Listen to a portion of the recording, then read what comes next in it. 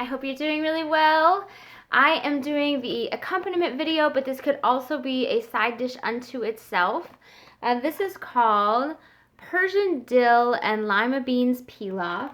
Here's a beautiful photo of what that looks like come the end. So there's rice, there's lima beans, and actually I'm just going to tell you, I'm using butter beans, which are similar to lima beans, but they're white. I think they're a little creamier texture. I just enjoy them. We are using this particular recipe as an accompaniment to a Persian eggplant stew, split yellow pea and eggplant stew. So those stews are currently here. I've added the split peas to the sauce, which is going to thicken it up, and I've added the lemon juice. So they were just doing a little simmering here. What I'm going to do is let these go from this particular area. And I'm going to make this big pot of rice all in one and then divide it. So it's actually going to be a triple batch that's going to be divided. I'll move this over. And actually, I think this is like the sadness of my world. I just have so many things I'm always cooking. I need like an industrial stove. So here, I'm going to set up a large pot, and I'm going to fill it with a 3/4 cup of water-ish in order to cook up my onion and garlic. So you'll recall if you were watching this other video, it's a tremendous amount of garlic. So much so that I chopped it in a mini food processor. It was like 5 cloves of garlic. It's so many because I'm doing a triple batch for the stew and a triple batch for the rice pilaf, and it all takes garlic and onions. So let me go ahead and cut open my onions and get those going. So as is often true with my recipes, and because my days are so busy, I pre-cooked my rice before I left for a meeting this morning so that when I got back, I'd be able to throw these recipes together as quickly as possible. Similarly, this recipe that I'm about to do here calls for dill. Last week, I also made a dill recipe, so I bought the fresh dill. If I wouldn't have had this recipe coming the following week, which calls for a lot of dill, then I would have just used dried dill because there's not enough reason to have dill on hand for me personally. So that's the kind of thing that you want to play around with. There's always an option to use dried or fresh in a recipe. If you're using fresh, you always use more. Dried is condensed and very potent, so you want to keep that in mind. So in a lot of ways, what you're getting with this Persian dill rice pilaf is almost like a fried rice without the frying, because in whole plant cooking, you're substituting water instead of oil, which people sometimes ask, is it the same? It's not the same, right? Like, you're going to get a different flavor from a vegetable sauteed in oil than steamed really in water. But when it comes to our day-to-day cooking, we're adding in some nice seasonings. We're getting a lovely flavor in our food anyways. And we're cutting back on some of the stuff that can clog up the arteries and all of that jazz. So we want to give ourselves a fighting chance. We want to live a long time.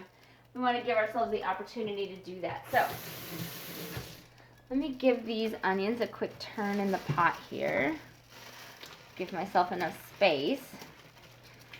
Triple batch of onion. It's a lot of onion. And then the garlic calls for 1 tablespoon per batch, which means I'm going to need 3 tablespoons of garlic. That's quite a bit. And I'm so thankful. This one says 6 garlic cloves, or like about 1 tablespoon. So the great thing about that is, because I was making so much food, that meant that I could do that, and then I could just measure like I'm doing now, which takes out some of the okay, let me keep all of these cloves separate. I didn't have to, which is great. And tomorrow I'm making a stuffed pepper soup. I'll have a little bit of garlic left over. But just a warning, you don't want to stir garlic more than 4 days because it could get botulism, even in the fridge. You want to keep that in mind. So if you're using it, don't be afraid of the botulism today or tomorrow, but by the end of the week, use up your garlic.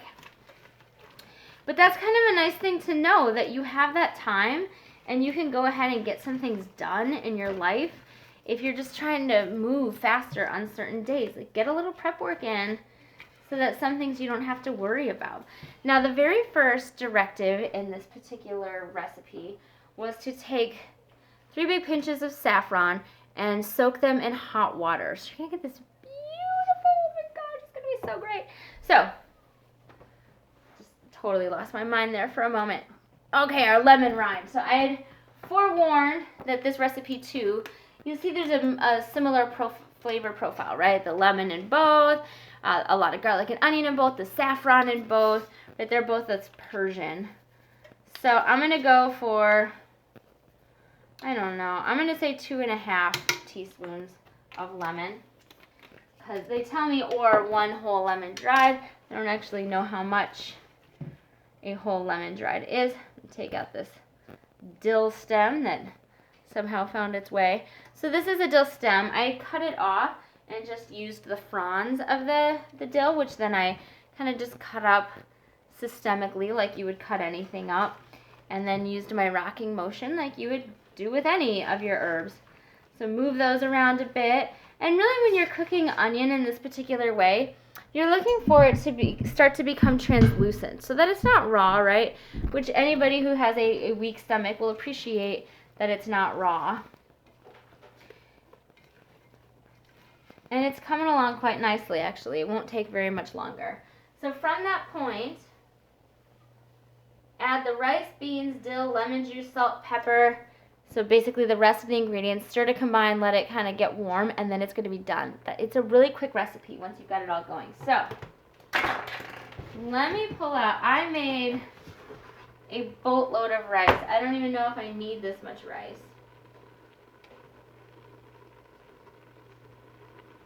Okay, make sure I know what I'm doing. It says 6 cups of cooked rice, and they call for brown rice. I'm not going to use brown rice. So when I'm thinking about that, I'm making a triple batch. 6 times 3 is 18 cups of rice. It's like a lot of rice. So my guess is most of this is going to go in. I had put 7 cups of dried rice into the rice cooker this morning. So there's 4. You guys can help me keep track. You can be like, oh man, she messed it up.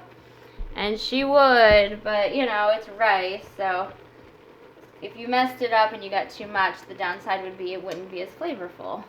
So that's what you're working with there.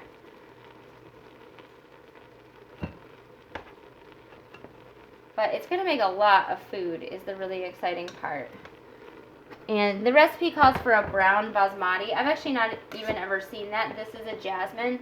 So as is true with so many things, use rice, right? Like pick one that you have on hand or that you like. Don't freak out. Just find some rice and put it in your food. I really like black rice whenever possible, but it does dye other things. So if you're cooking it together with other things, you kind of want to keep that in mind. So this is almost 12 cups. And as I think about it, I may just want to give this a quick stir to break up the rice even further, because it's not going to be that easy to stir 18 cups of rice. 18 cups is a lot. So you might want to give that a good stir so you're not working so hard. Somehow I think like little grandmas, they do it really well. They're like, wah, wah, wah, wah, wah, wah, and they just get it done. But I am not a little grandma. I'm like a medium-sized, middle-aged person. So that was 12. We're still going. We're using our sensory tactile experience. My hands are dirty. I'm always amazed by people that cook, and they really do manage to never get dirty. I don't know how they do that. Like, I used to waitress, and I would be covered by the end of the night in food. I was a disgrace to the restaurant. But I always said it's because I'm short. But right now, I don't think my shortness has anything to do with this particular moment. I think I like to move quickly. And so when you like to move quickly, there's not a lot of time for just sitting around. So yeah, this is going to be about all of this rice that I have. So let me give it another quick turn. Actually, let me wash my hand. So I'll give it a quick turn in a minute, because otherwise I think I won't want to hold on to my pots. So this has the onion, the lemon, and the garlic, and suddenly like that much garlic and that much lemon doesn't seem like a lot because there's so much rice, but it is a triple batch, so keep that in mind.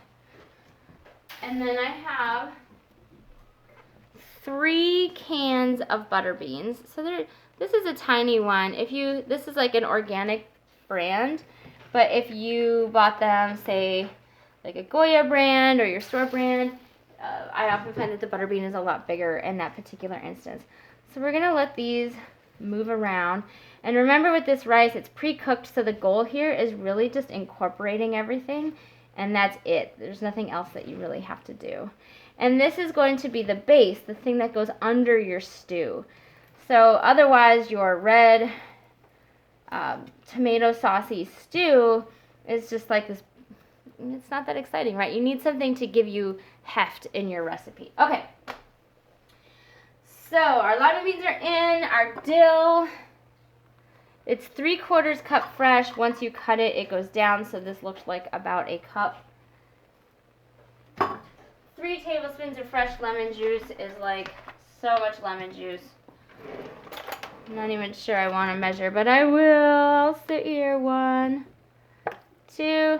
This will give it a really nice bright flavor, and you want that brightness. In fact, I'll probably add a little extra than what it calls for because that brightness is super meaningful. And I never understand. People always do lemon juice in tablespoons like that, but like I'm always like, so is that roughly a 1/4 cup? Like exactly how much are we talking? And then salt and pepper. Salt and pepper. I gotta go to this cupboard over here. So I did put a little salt in my rice, so it's not like, oh my gosh, I need to add a ton of salt. So I'll add like 3/4 cup of salt. And I think the pepper I'll just leave. And then the very last thing that I'll do is I'll pour in that saffron, pour it over everything. But let me first incorporate this dill. And I can give you a closer.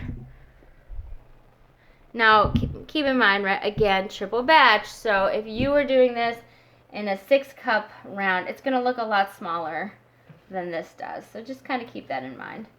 I've got the heat down really low because everything is cooked at this point, so I don't need to be blasting this. In fact, if I did blast it, it would just make it really overly soft and mushy, which we wouldn't want.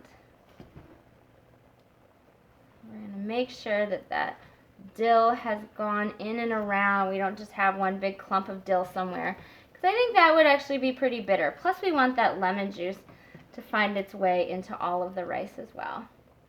And then we're going to finish by evenly distributing our saffron. So exciting. This house smells so amazing right now, I have to say.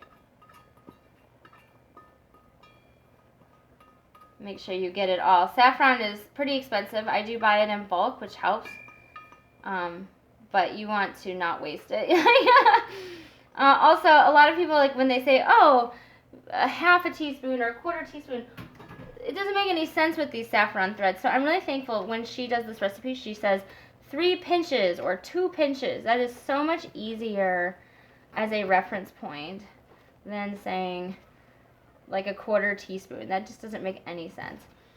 So probably what I will do is turn this into a big pot and I will use my hands to mix it all the rest of the way. But essentially what you have, I can probably bring some over for you, is this really gorgeous rice pilaf.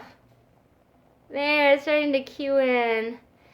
That's going to go over this lovely stew, which has these beautiful split peas and zucchini in it. And that is dinner for another day.